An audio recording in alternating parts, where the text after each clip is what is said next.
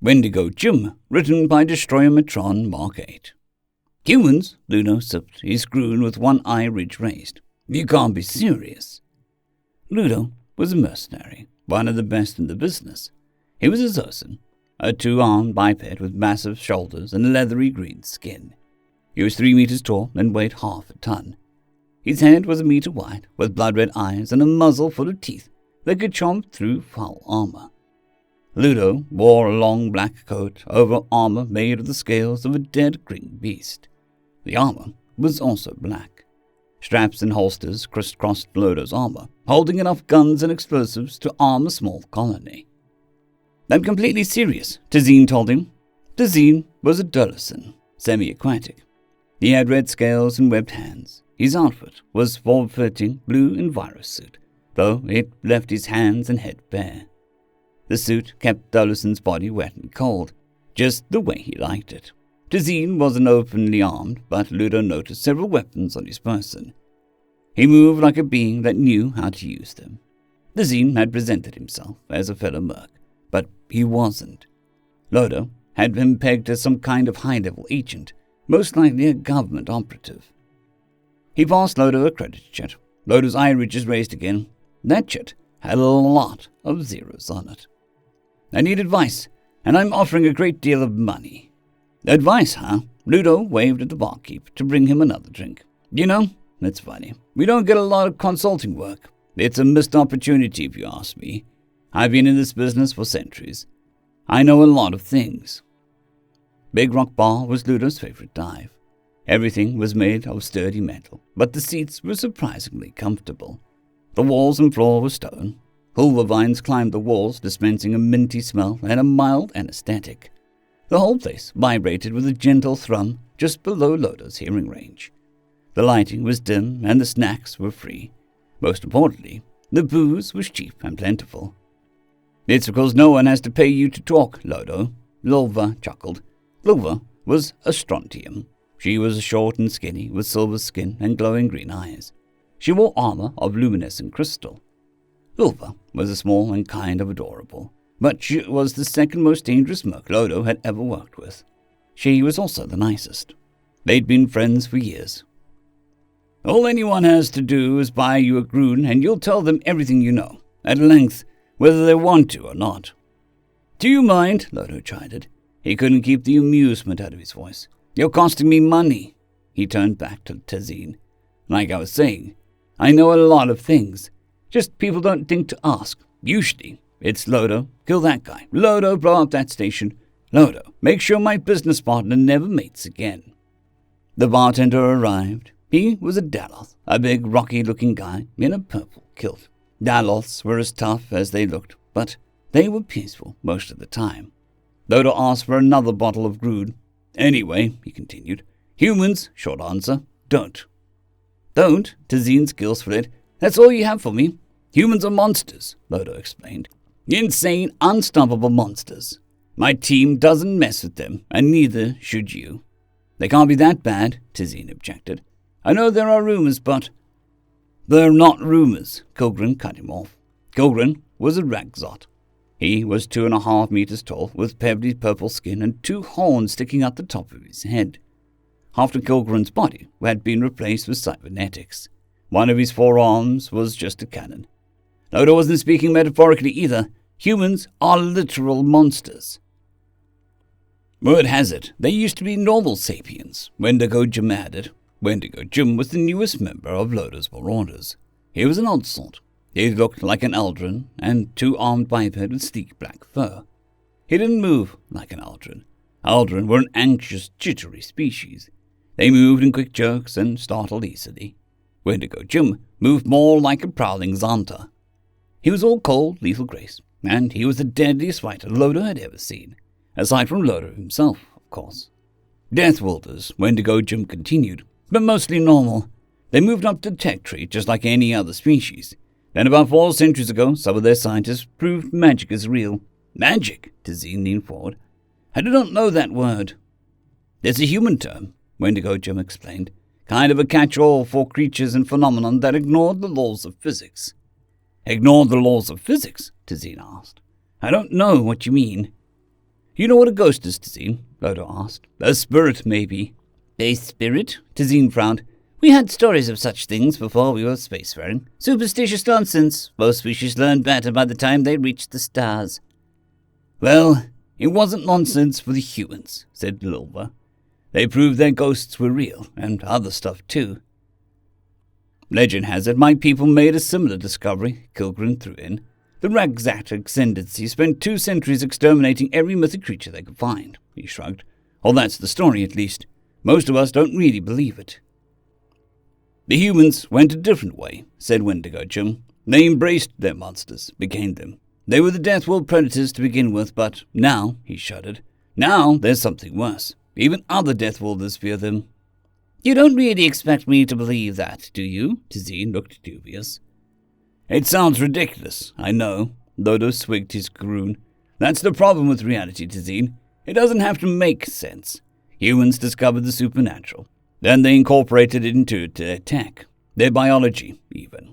It gives them a lot of abilities the rest of us can't deal with. Tazine was silent for a moment. Then he asked, what kinds of abilities? It varies, Lodo told him. There's a lot of different types. I think wolf-wearers are the most common, said Lilva. Werewolves, Jim corrected. Whatever, Lilva rolled her eyes. Wolves are a predator from their homeworld, fast-moving pack hunters with big teeth. Werewolves take on some of their characteristics. They grow fur and big teeth, Tazine frowned. That's just the start, said Lilva. Werewolves regenerate. They can regrow a limb in a couple minutes. They're strong enough to tear through steel and fast enough to outrun a hover car.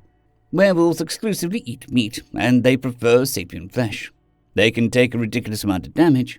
You have to remove the head and heart to ensure the kill. So they're regenerating predators that eat people. Tazine tapped 2 of his webbed fingers together. Are you sure that's a real thing? Oh yeah, Lilva confirmed. I saw one once. She tore through a Veladi strike team like they were made of paper. Nearly tore through us, Kilgren added, before the boss convinced her that we were on the same side. We weren't, Lodo admitted, but she had no way to know that. Wait, Tazine's gills flared again. He stared at Lodo in disbelief. You refused to fight her? You? I told you, we don't mess with humans, Lodo reminded him. I've been doing this for hundreds of years, Tazine. I wouldn't have lasted this long if I didn't know when to back off. Tazine stared for a moment longer, then nodded slowly. Okay, werewolves. What else? The second most common is vampires, said Kilgren. Nasty things. Blood drinkers. They don't give off life signs, said Lilva. Apparently they have some kind of living dead. Living dead? Tazine's gills narrowed. That doesn't make sense. Nothing about humans makes sense, said Lodo. Vampires can defy gravity. They can shapeshift into other creatures or turn themselves into mist. They can control minds. They're strong enough to pick up and throw a small ship. And they can move faster than your eyes can see. They're borderline indestructible, Kilgren added. Worse than werewolves. This capitation won't guarantee a kill. If you gotta fight one, don't settle for anything less than complete molecular disintegration. And then scatter the ashes in running water somewhere, Jim threw in. That does sound dangerous, Tazine mused, but not insurmountable. It sounds like we all have to do is take their heads and incinerate them. Easier said than done, Lodo pointed out. Monsterized humans are just as smart as regular humans, and they use weapons the same as us. They're bad enough without weapons, but a werewolf with a pulse rifle. Lodo shook his head. They're ridiculously fast, insanely accurate, and they ignore wounds that would kill you or me. It's a nightmare. Also, they eat people, said Lilva. She shuddered. It's even creepier than it sounds. And those aren't even the most dangerous ones, added Wendigo Jim. You mean there are worse? Devine gave Jim a look. It was not a credulous one. Much worse, said Ludo. He tried to swig more groon, but his bottle was empty. He waved at the barkeep again. Vampires and werewolves and the like are lethal, but limited. They've got distinct powers that can be worked around. Still, not something I'd take on, but at least I can understand what I'm dealing with. There's another category that straight up warps reality. Wizards, Jim nodded sagely. Wizards? Tazine shifted. Something about his posture told Lodo that he'd heard the word before. What do they do? Well, just what I said, Ludo told him. They warp reality. Wizards can do all kinds of stuff, Wendigo Jim explained. There are a bunch of different types. Necromancers can raise the dead, turning corpses into flesh robots. Summoners can pull in creatures from outside reality and give them commands. Others can throw lightning, turn people to stone, all kinds of things. None of that shit they do obeys the laws of reality, said Lodo. The only real limit seems to be their imagination, and that ain't much of a limit at all. Wizards are as squishy and as killable as you and me, but a motivated practitioner can destroy a ship from light years away. Or a planet, maybe. None of this sounds real, Tazine pointed out. I thought so too, at first. Lodo ordered another groon. Take Tazine. I know your species is new to this section of space. I figured that's why you came to us. Why don't you tell us what's going on, and we'll help you figure out a way out of it. I am not paying you to ask questions, Tazine said coldly. True, Lodo agreed. You're paying us for advice.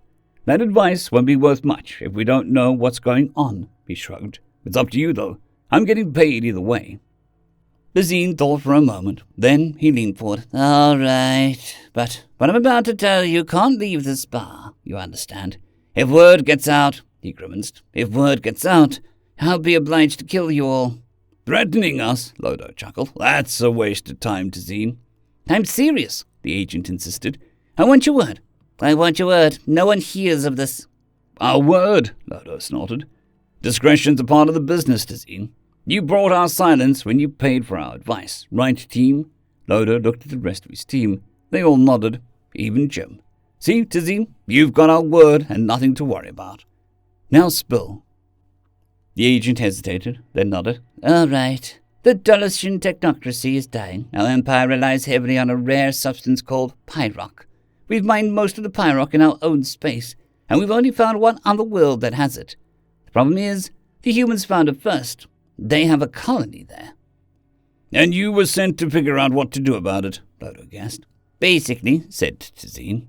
The high intelligence will stop functioning if we don't get more pyrock soon. We need that world. The colony is small, only a few hundred people. If we can make it disappear... Nothing doing, Lodo told him. Humans are pack predators. They'll defend each other with extreme prejudice. The Gatvians found that out the hard way. The Gatvians? Tazine frowned. I've never heard of them. That's what the next guy will say about the Dulcian technocracy, Lodo informed him. If you attack that colony. The technocracy is not a weak power, Tazine said coldly. Tell me, if you had to fight the humans, what would you do? Ship-to-ship combat only, Lodo said immediately. No boarding actions, no ground troops. Blow the ships out of the sky and atomize the debris. Turn any colonies you find into puddles of molten rock. And whatever you do, don't let yourself get bonded. The bartender came back with more grude. Lodo took the mighty swig. You'll probably die anyway, but that's the smartest way to go about it. How advanced are they, Tazine asked. How many fleets do they have? I don't even know, Lodo admitted, but every species that pissed them off is dead. War is a bad idea, Tazine. But about indirect action, Tazine inquired. Maybe we can use someone not a part of the technocracy. He saw Lodo's skull and added, Not you, of course, but if we could find someone willing... You still don't get it, said Lodo. The humans are monsters. You'll never be able to hide something like that. They've got mind readers, said Julva, and people that can see the future. They'll investigate, and they'll find you. You're thinking about this all wrong anyway, Wendigo Jim spoke up. Tazine frowned at Jim. How so? Big deal, Tazine's gills flared. You spent the last 10 minutes telling me how humans are monsters. Now you want me to stake the future of my species on a deal with them. It's not as crazy as it sounds, Jim said defensively. Yeah, it is, Wilbur told him. It's not, Jim insisted. Humans are scary and dangerous, but they're very social creatures. They'll pack bond with almost anything. If you tell them that you need the pyrock and offer a good deal, they'll probably take it. If you play it right, they'll probably mine it for you and protect the source from all comers. There have been a few species that made deals with humans, Kilgren added. My own people trade with them occasionally. It's a big risk, said Tazine after a moment. Asking will reveal a weakness, and what if they say no? They won't, said Wendigo Jim. Not if you do let us negotiate on your behalf. You? Negotiate? Tazine was dubious again. No offense, but aren't you mercenaries? Mercenaries that know humans, said Lodo, especially Jim here. So how about it? High intelligence Zathra, Wendigo Jim leaned forward. He noticed Tazine shocked. Yes, I know she's listening through your implant. Just like I know your real name isn't Tazeen, and you're the third highest ranking agent in Dollison intelligence. His eyes narrowed. And no, detonating your failsafe won't help. You can't kill me that way. He gave Tazeen a lopsided grin. Besides, the boss told you that we're not going to share your secrets. Our word is our bond. You! Tazeen took his hand off his blaster. How do you know all of that? The same way I know that you're going to make the deal, said Jim. He hopped off his pastel. Wendigo Jim gripped the back of his head with both hands. He grunted and pulled. The furry skin gave way, peeling off of him like an overripe Ursa fruit. Tazeen watched in horror. Magic. A few seconds later, Wendigo Jim didn't look like an Aldrin anymore. He was still a two-armed biped, but he had a tan skin and dark hair. He had the teeth of an omnivore who wore the form-fitting suit of a sleek black armor. His eyes glowed red, but a moment later the light faded, revealing blue irises. Wendigo Jim was a human now. He was grinning. The skin of an Aldrin dangled from an outstretched hand. Tazeen stared at the human for several seconds. Then he screamed. Jim's grin widened. Tazeen was not the only one who was screaming. Several of the bar's customers were horrified at the sight of a human. Some of them ran out the bar. Tazeen followed their example, still screaming.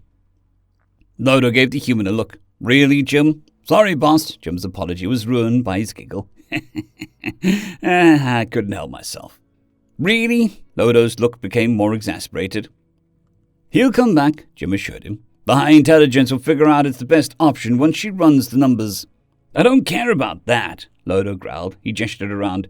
This is my favorite bar. Once Jim frowned and looked around. Half the bar had cleared out. The other half had moved as far away from the human as they could. Chirok, the barkeep, was glaring at Jim. Lodo figured they were about to get kicked out. Oh! Jim frowned harder. Sorry, I should have thought of that. He wiggled his skin in his hand. Maybe I could put Aldrin back on? Please don't, said Lolfa. You've been creepy enough as it is. You see this, Jim? Lodo pointed at the man. This is why everyone's scared of humans. I know, Jim shrugged. We're monsters. It's not because you're monsters, Lodo corrected. It's not? The human's eyebrows went up. It's because you're assholes, Lodo told him. Crazy assholes. We're not that bad, Jim protested. You really are, said Lolfa. End of story. I'd greatly like to thank our Tier 5 channel members, Caspar Arnholtz, John Creighton, Manatharia, 050, Dragzoon WRE, and Elijah Silvercross. Thank you very much.